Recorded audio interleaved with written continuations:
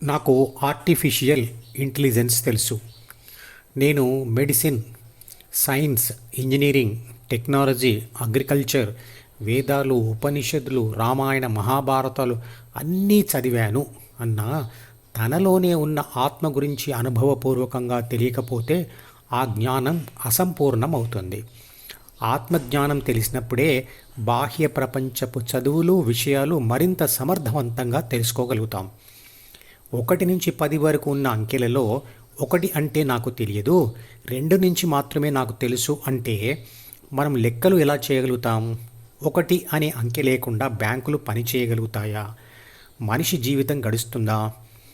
లేదా రాయడం వచ్చు కానీ చదవడం రాదు అన్నది సంపూర్ణం ఎలా అవుతుంది? గురువు చెప్పగా విని లేదా పుస్తకాలు చదివి తెలుసుకోవడం మాత్రమే కాకుండా ధ్యాన సాధన ద్వారా దానిని అనుభవం ద్వారా కలుసుకుంటేనే అది పరిపూర్ణం అవుతుంది. కేవలం చదివి విని తెలుసుకోవడం వల్ల పూర్తి ప్రయోజనం ఉండదు. తెలుసుకున్న దాన్ని 5 జ్ఞానేంద్రియాలతో ప్రత్యక్ష అనుభవం పొందితేనే అది సంపూర్ణ జ్ఞానం. అయితే ఆత్మానుభవం మాత్రం జ్ఞానేంద్రియాల ద్వారా పొందే బాహ్యానుభవంతో సాధ్యం కాదు. దేవుడి నిర్వచనాన్ని భౌతిక దృక్పథంతో అర్థం చేసుకుంటున్నారు.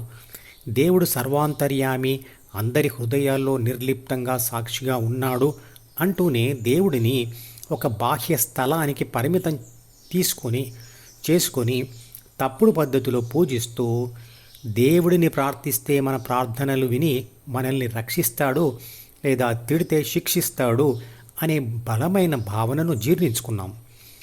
పదార్థంలో లేదా విగ్రహంలో శక్తి అంటే దేవుడు దాగి ఉంటాడు, కానీ పదార్థము దేవుడు కాదు. పదార్థము కానిదంతా దేవుడే. విశ్వశక్తి నుంచి వచ్చిన ప్రతి శక్తి దేవుడే. ప్రతి ఒక్కరిలో ఆత్మరూపంలో ఉన్న నేను కూడా దేవుడే. దేవుడు అనే పదాన్ని శక్తి అనే పదంతో గుర్తించండి, అంటే రీప్లేస్ చేయండి. విశ్వంలో ఉన్నవి 2 విషయాలు, శక్తి మరియు పదార్థము.